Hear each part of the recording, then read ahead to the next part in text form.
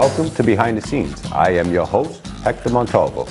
This show is dedicated to asking tough questions for you, the viewers. We bring you their responses, and we let you decide.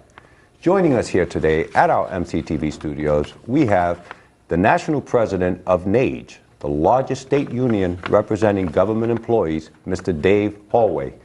Also joining us today is Margaret Thompson, President of Local 229. Welcome to the show. Thank you for having us. For all those viewers that don't know what Nage is or what they stand for, what is Nage? Okay, Nage is the National Association of Government Employees. We're about to celebrate our 50th birthday. We were founded here in Massachusetts for the employees at the Boston Naval Shipyard. The Nage is in 41 states. We represent over 100,000 people, and we're an affiliate of the Service Employees International Union. And Ms. Thompson, you are the president of Local 229?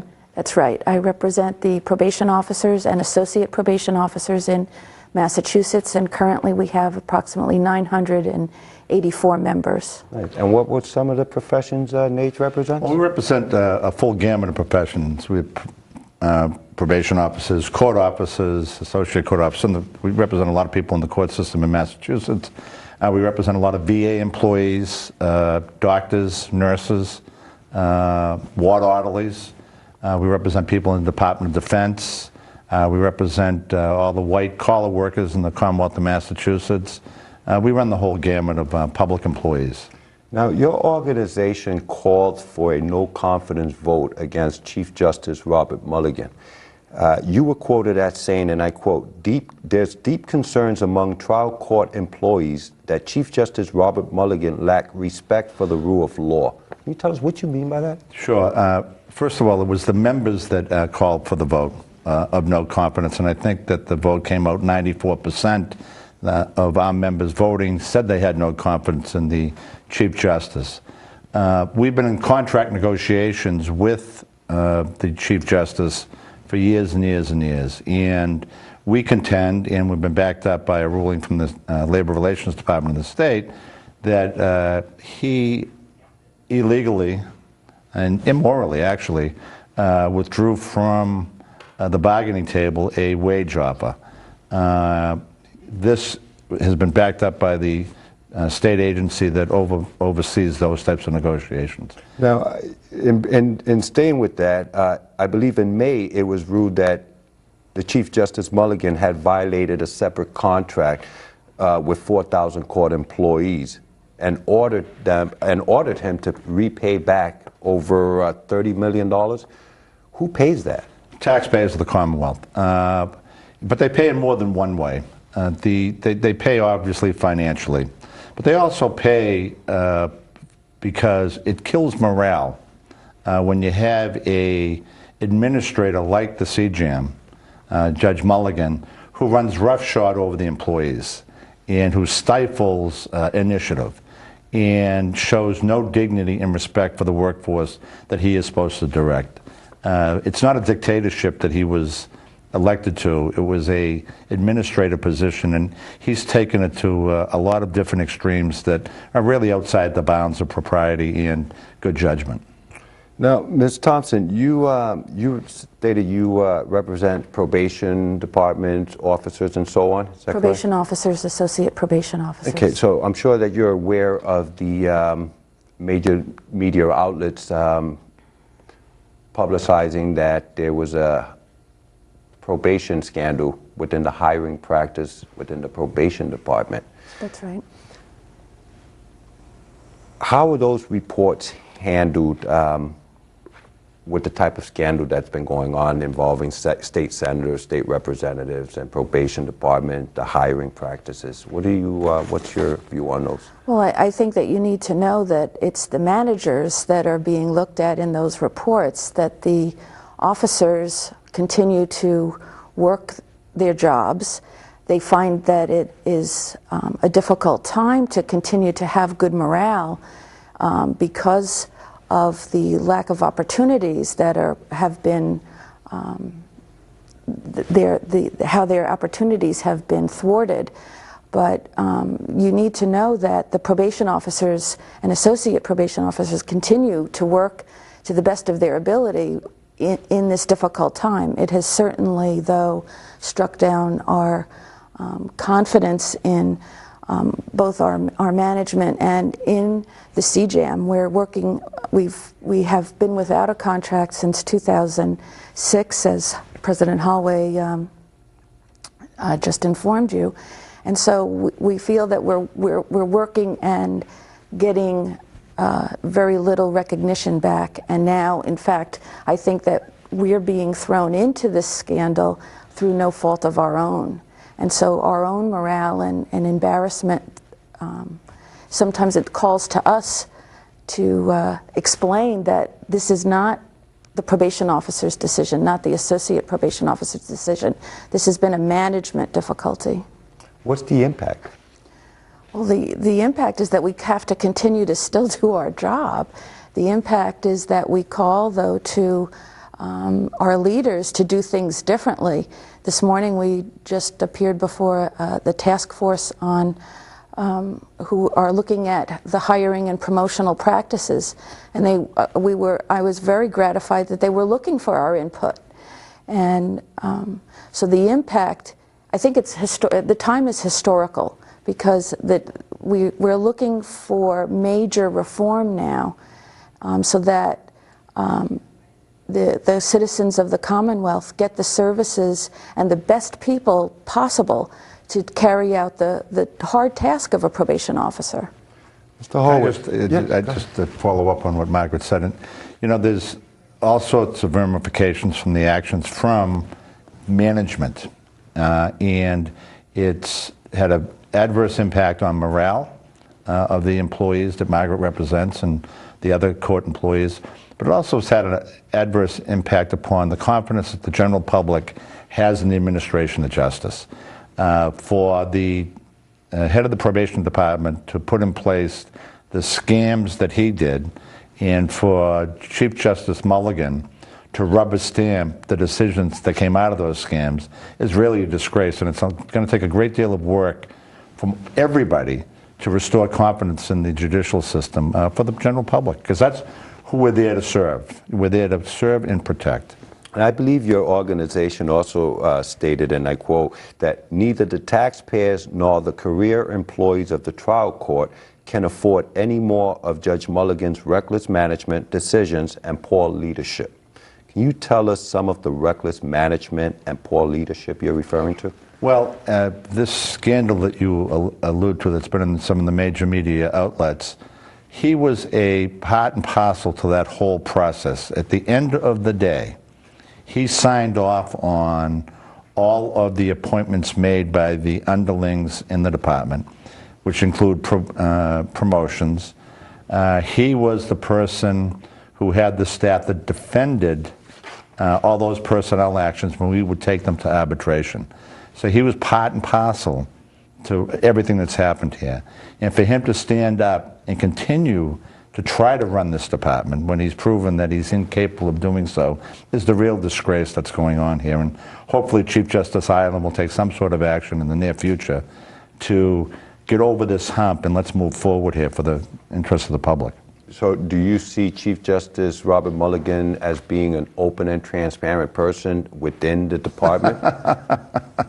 My answer, I think, is in my lap. I mean, he's probably the least approachable, least transparent person that I've run into in any type of management position in my 40 years of interacting as a government employee and with the government.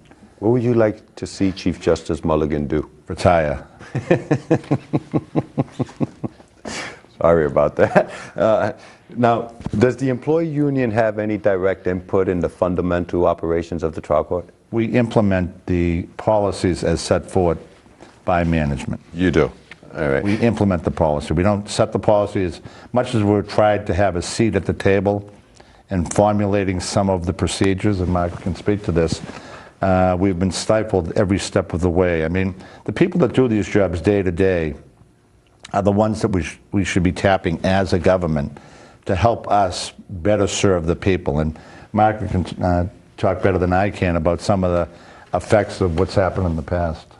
Well, one of the things that we are trying to do currently, too, is to we've been having labor management meetings to talk about some of the mechanics of the job and how it goes about. I have to say that while they've been present at the table, I think right now especially there's so much uncertainty that they're very hesitant to make any kinds of changes, not knowing the direction that the probation department is going to be going in, whether we're going to be remaining in the judicial branch or perhaps moving into the executive branch, so that there's so much uncertainty that I was this past Friday we met, and I was very aware of almost their terror of the future.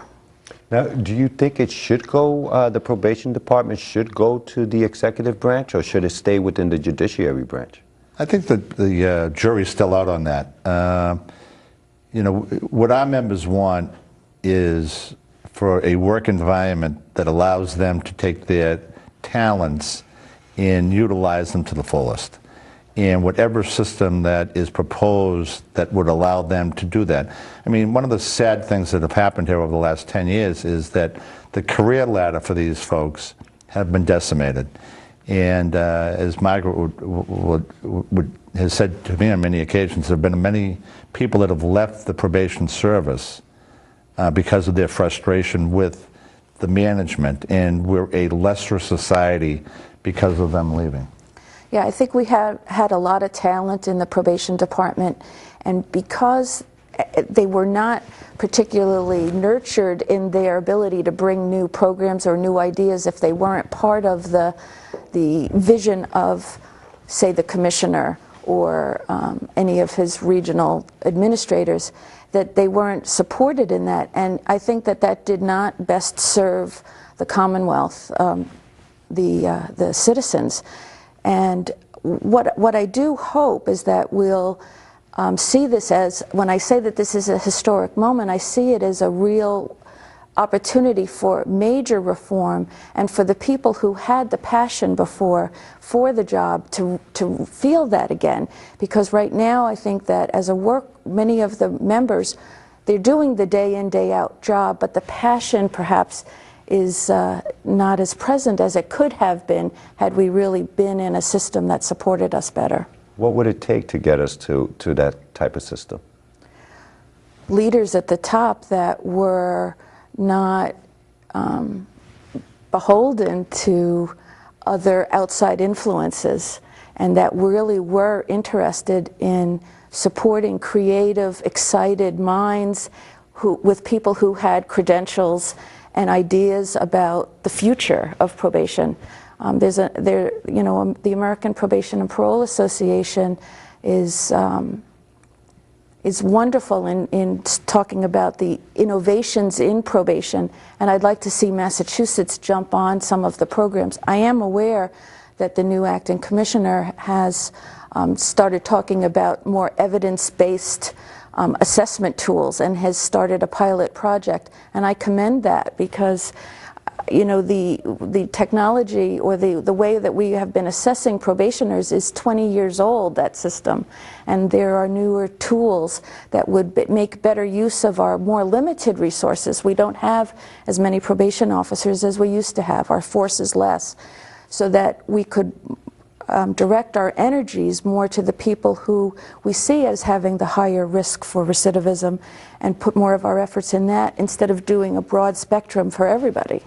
You know, I think that what we need is a leader that realizes that we're not the problem, but we're part of the solution, and that there's a lot of talent and experience that is willing to be tapped to solve these problems.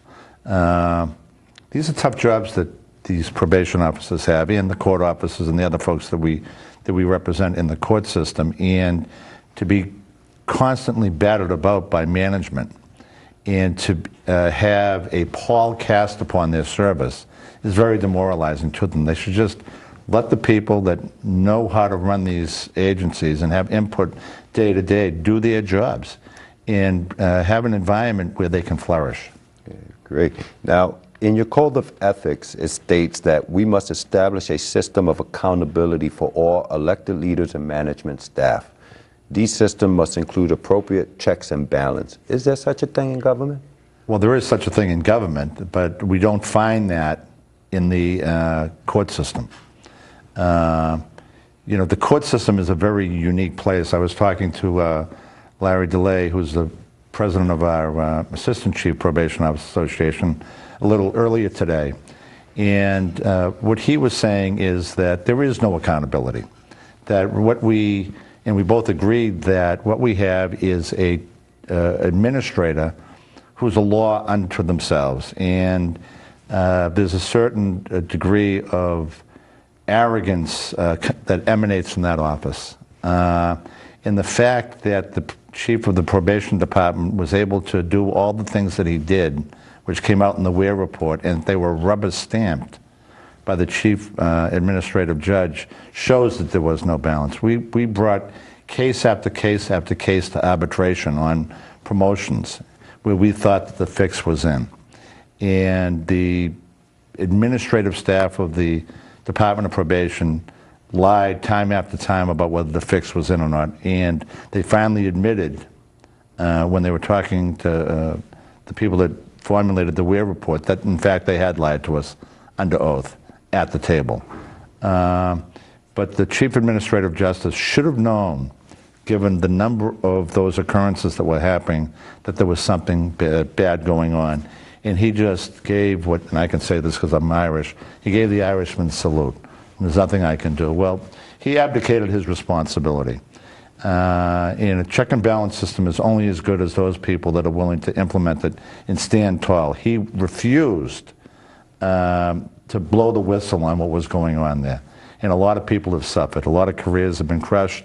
And a lot of great people, as Margaret said, have left that system. And hopefully the new head of probation and whoever it is that we report to will tap our members to help solve these problems. Now, the Chief Justice and all Chief Justices and all the judges, for that matter, have taken an oath to protect the Constitution and the laws. It doesn't appear that Chief Justice Mulligan has kept that oath. Well, I think that what you see by the two opinions from the Department of Labor, Labor Relations Board, around the contract negotiations he had with us in OPEIU Local 6, that he just disregarded the rule of law. And he will be held to task for that. So if your question is, has he upheld his oath of office in that particular regard? Obviously not. And 94% of the state employees voted a no confidence vote, with him refusing to resign. What does that say about Chief Justice Robert Mulligan? I think that if any, is he arrogant? I mean, is it something I think any manager that would disregard a vote of 94% against their tenure and who didn't change their ways as a result of that vote could be described as arrogant, yes. I tell you, it's going to be interesting to watch how it all turns out. One of the nice things that's happened recently is that we've just had a massive problem with the parole board, and when confronted with the lack of public support for their tenure as members of the parole board, they did the right thing.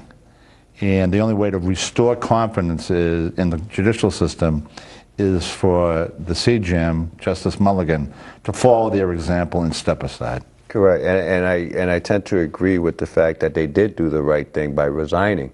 Again, but within Robert Mulligan, he's not resigning. He's refusing to step down, even though he's been called to task. Well, we've got a new Chief Justice in Justice Ireland, and we've actually written him a letter asking for him to take some action on this. And he's stepped into a very difficult situation here. At the meeting that Margaret alluded to with the Harshbarger Committee or Commission, he had a representative at the table, and I know he's closely monitoring what's going on here, but hopefully he'll take the same type of decisive action as the governor took, because the crisis of parole is mirrored in the crisis in the court system. What do you think it would take for the message to get through that the people are tired of their tax dollars being wasted? paying people that refuse to be open and transparent and to follow the rule of law. What can people do? I think that one of the problems that happens here is that when you have somebody like Chief Justice Mulligan, who is a law unto himself, obviously, that it casts a shadow on all public employees. You know, we have hundreds of thousands, millions of public employees in this country who go to work every day and do their jobs and make great sacrifices, time away from their family, work above and beyond the call of duty. And as a result of actions by people like Chief Justice Mulligan, there's always an example of wrongdoing.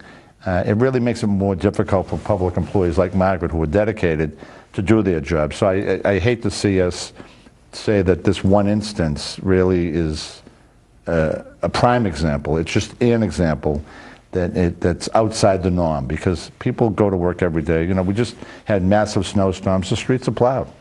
You know, police officers are out there catching criminals, and probationers are on probation, and public employees got a bad rap. And hopefully Mulligan stepping aside or being pushed aside will help restore the people's confidence in their tax dollars being well spent. Well, and one message I really do want your viewers to know is that I'm very supportive and concerned for the probation officers and associate probation officers. I agree that they're showing up at work, and I don't want the perception to be that because of our management problems and because of our leadership problems that the probation officers have stepped away from their duties, and not by any means. And in talking about accountability, you do need to know that there continue to be audits that are done on the probation officers, that they are following and adhering to the standards of supervision. So I have a lot of confidence in this difficult time. We are still doing the job, and I want the public to know that we're not stepping away. There's no work slowdown, no actions on the part of the probation department. But as human beings, we're concerned, our morale is low, and we would like a new leadership. But the jobs are getting done. They are getting done. Now, it's been stated that the probation department are based on who they know and not what the qualifications. Do you see that as being accurate, or do you see most of your probation officers as being qualified to do the probation job? I can tell you for myself, I came here from the Commonwealth of Virginia. I was a probation and parole officer. I knew no one, and I came through the interview process in 1998, and I think I interviewed for 12 different courts. I had been a probation officer for about 10 years before coming here, and so the process worked in my case. Now, do I believe that there are people who had calls made, or I think that's been evident through the Ware report. But I can also tell you, as a probation officer at Suffolk Superior Court, if we were to have someone in our court, they're expected to do their job. And as their colleague, we all then would enforce that you're paid, I'm paid, we all work.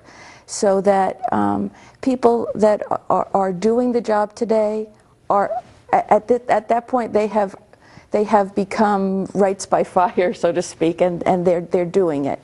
I don't look to have any people removed from their positions, but I do think that we could then adhere to in the future policies in terms of evaluation of employees, whether they're formal or informal. I think we already know that there's policy and procedures that do exist, standards of supervision, and we just need to make sure that those are adhered to.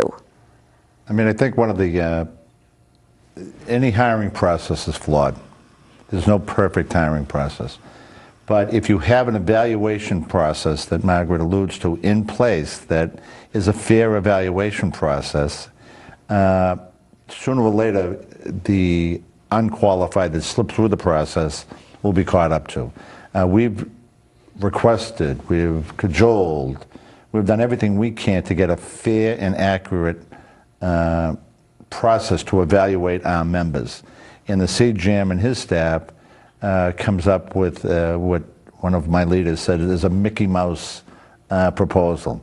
You know, we want, I mean, it's, you know, Margaret does a job, and if the person next to her isn't doing the job up to their capabilities or the standards that we need, that means more of the job falls on Margaret and the people that are doing the job. So none of us want anybody standing next to us that can't do the job, but you really have to have an evaluation process that culls out those people that aren't doing the job. So moving forward, what steps do you think needs to be taken to move forward and give confidence back to the people?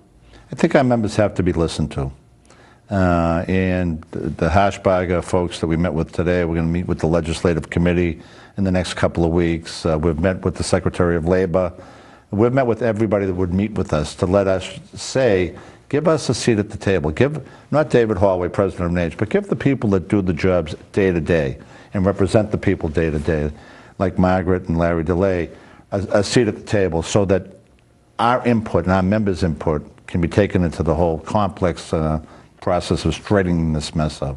I just want to remind the viewers, you are watching Behind the Scenes. I am your host, Hector Montalvo. We are joined here today with President of Nage, Mr. Dave Holloway, and we're also joined by Margaret Thompson, President of Local 229.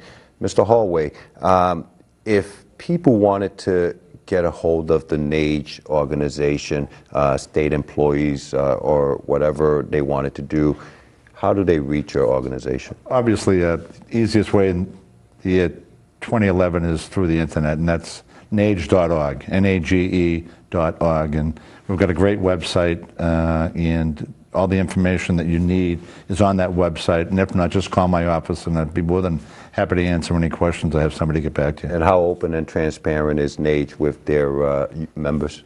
Well, I'm here, and I actually answer all of my own calls from anywhere in the country, and we get back to people. Our motto is members first, and if one of our members call, we get right back to them. Great. And Ms. Thompson? It can be reached at mthompson@nage.org. We have our own, the local does have its own site on the website, and my cell phone number is also on that website, and people are, I will take calls on my So you are open and transparent as well? Yes. Great, appreciate it. And we hope that Chief Justice Robert Mulligan would become open and transparent, not only for the taxpayers, but for your organization and the groups of people that you represent. We'd like to thank you for taking the opportunity to come on our show to discuss these particular issues, for being open and transparent with all the members that you represent. I want to thank the crew at MCTV. I want to thank the staff at MCTV. I want to thank you, the viewers at home, for watching.